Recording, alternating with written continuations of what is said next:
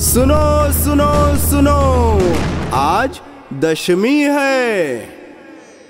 सुनो सुनो सुनो, कल एकादशी की तिथि है, कोई भी भोजन नहीं करेगा। गुरुजी, यह क्या है? जरा विस्तार से समझाइए। ये राजा मुचकुंद की नगरी और आज दशमी तिथि है, कल एकादशी। राजा मुचकुंद की नगरी में पशु पक्षी घास तक नहीं खाते एकादशी के दिन, उसी का ढिंढोरा पिटवाया जाता है। पूर्व काल में राजा मुचकुंद नामक राजा बड़ा विख्यात हुआ। राजा मुचकुंद भगवान विष्णु का भक्त था और सत्य प्रतिज्ञ था। उसकी सत्य प्रतिज्ञता और विष्णु की भक्ति से नदियों में श्रेष्ठ चंद्रभागा नामक नदी उसके घर में कन्या के रूप में थी। मुचकुंद की पुत्री चंद्रभागा, जो आज भी नदी के रूप में मानी और जानी जाती है। राजा मुचकुंद ने अपनी बेटी चंद्रभागा का विवाह चंद्रसेन के पुत्र शोभन के साथ कर दिया। एक दिन की बात है, शोभन और उसकी पत्नी चंद्रभागा अपने ससुराल घूमने को आए। जिस दिन वो उस नगर में आए, उस दिन दशमी का दिन था। उस नगर में ढिंढोरा पिटवाया जा रहा था। सुनो सुनो सुनो, आज दशमी है।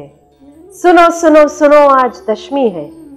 सुनो सुनो सुनो, कल एकादशी की तिथि है, कोई भी भोजन नहीं करेगा। शोभन देखकर अवाक रह गया। ये क्या हो रहा है और ये क्या है? उसने अपनी पत्नी से पूछा, चंद्रभागा, ये क्या चीज है? और तुम्हारे पिता के नगर में आज दशमी है, आज दशमी है, कल एकादशी है, इस बात का ढिंढोरा क्यों पिटवाया जा रहा है? तब मुचकुंद राजा की बेटी चंद्रभागा ने अपने पति से कहा कि मेरे पिता के राज्य में पशु पक्षी तक अन्न जल का त्याग करते हैं, तब मनुष्यों की बात क्या है? मेरे पिता के राज्य में सब मनुष्य, बच्चे से लेकर बूढ़े तक, सभी एकादशी का उपवास करते हैं। तब ऐसे समय में यदि आप एकादशी का व्रत नहीं करेंगे तो आप निंदा के पात्र हैं। शोभन कहते हैं, हे प्रिय, तुम सत्य कह रही हो, जैसा तुम कह रही हो वैसा ही मैं करूंगा। ये वृत्तांत सुनाते हुए भगवान कृष्ण युधिष्ठिर से कहते हैं, हे राजन, शोभन ने दृढ़ निश्चय करके रमा एकादशी का व्रत किया। व्रत तो उसने किया, पर जिसको वैसे ही व्रत करने की आदत नहीं होती है तो मन में घूमता रहता है, आज मेरा व्रत है और मैं भूख सहन नहीं कर सकता हूं। मन में यदि दृढ़ निश्चय है तो जिस दिन उपवास होता है ना, आप ध्यान दीजिएगा, उस दिन आपको भूख नहीं लगती, और जिस दिन पता है खाना है उस दिन में बार बार भूख लगती है। पर शोभन का व्रत वो पहला था। शोभन के दिमाग में होने लगा कि आज मेरा उपवास है, आज मेरा व्रत है, आज मेरा व्रत है। क्षुधा से पीड़ित होता रहा। सूर्योदय होते होते शोभन का प्राणांत हो गया।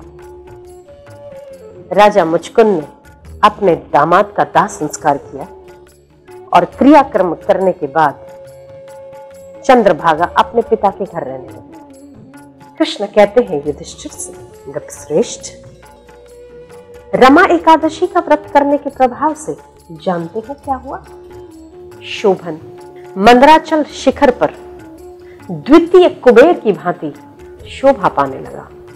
सुख और समृद्धि उसके इर्द गिर्द घूमने लगी। एक दिन मुचकुंद नगर के सोम शर्मा ब्राह्मण तीर्थ यात्रा पर निकले और घूमते घामते मंदराचल पर्वत के निकट पहुंच गए। वहां इतना सुंदर राज्य देखकर वो राज्य में प्रवेश हो गए। उन्होंने देखा, अरे ये तो वही शोभन है जो हमारे राजा का दामाद है। उन्हें पहचान गया। वो उनके निकट गया और शोभन का अभिवादन किया। शोभन को कहता है, सोम शर्मा ब्राह्मण, कि मैं आपके ससुर के नगर से आया हूं। शोभन उसे देखकर बड़ा प्रसन्न हुआ। शोभन अपने पत्नी का हालचाल लेता है कि मेरी प्रिय पत्नी कैसी है, मेरे ससुर कैसे हैं और नगरवासी कैसे हैं। सोम शर्मा ने सबका कुशल क्षेम बताया। सोम शर्मा शोभन से कहता है कि आप दिखने में कुबेर की भांति सुशोभित हो रहे हैं, बताइए तो सही इसका रहस्य क्या है, इसका राज क्या है। तब शोभन कहता है, हे भूदेव, मैं रमा एकादशी का व्रत कर चुका हूं। उस रमा एकादशी के प्रभाव से ही मुझे इस मंदराचल शिखर पर देवपुर की भांति राजा कुबेर की तरह सुशोभायमान होने का अवसर प्राप्त हुआ है। पर दुख की बात है कि रमा एकादशी का व्रत तो मैंने किया, जिस दिन मुझे भगवान की याद आनी चाहिए उस दिन मुझे भोजन की याद आई, इसीलिए मैंने रमा एकादशी पूरे मन से नहीं की। परिणाम स्वरूप ये नगर अस्थिर रहेगा, टिकेगा नहीं लंबा समय। मेरा ये पूरा वृत्तांत मेरी प्रिय पत्नी चंद्रभागा को जरूर सुनाना। सोम शर्मा लौटता है मुचकुंद नगर। राजा मुचकुंद को सारा समाचार सुनाता है। चंद्रभागा को बताता है कि मैं आपके पति से मिलकर आया। आपका पति तो द्वितीय कुबेर की तरह शोभायमान हो रहा है। चंद्रभागा अपने पति के समाचार जानकर बड़ी प्रसन्न हुई और कहती है, हे भूदेव, मुझे अपने पति के दर्शनों की तीव्र लालसा है। मैं उन्हें हृदय से याद करती हूँ। क्या आप मुझे उनके दर्शन करवाओगे? सोम शर्मा ने कहा, क्यों नहीं, मैं आपको उनके पास लेकर चलता हूँ, पर मैं आपको उनका एक संदेश सुनाना चाहता हूँ। चंद्रभागा ने पूछा, कहिए मेरे पति ने मेरे लिए क्या संदेश दिया है? ब्राह्मण कहता है, आपके पति शोभन ने कहा है कि मैंने रमा एकादशी का जो व्रत किया है वो मुझे करवाने वाली मेरी प्रिय पत्नी का धन्यवाद करना और उसे कहना कि मैंने बेमन से रमा एकादशी का व्रत तो किया है, उसके प्रभाव से मुझे सुख और समृद्धि तो जरूर प्राप्त हुई है, पर ये मेरी सुख और समृद्धि स्थिर नहीं रहने वाली है, क्योंकि मैंने एकादशी का व्रत श्रद्धाहीन होकर किया है। इसीलिए हम आपसे अनुरोध करते हैं कि आप एकादशी का व्रत श्रद्धापूर्वक करिए। उसका प्रभाव इस लोक में नहीं पर अनंत लोकों तक आपको सुखी व समृद्ध बनाता है। चंद्रभागा सोम शर्मा ब्राह्मण के साथ अपने पति से मिलने मंदराचल पर्वत की ओर यात्रा करती है। मंदराचल पर्वत के निकट वामदेव मुनि का आश्रम है। दोनों ब्राह्मण और चंद्रभागा वामदेव मुनि के आश्रम में जाते हैं, उनके दर्शन प्राप्त करते हैं। वामदेव मुनि मंत्रों के प्रभाव से चंद्रभागा को दिव्य रूप प्रदान करते हैं।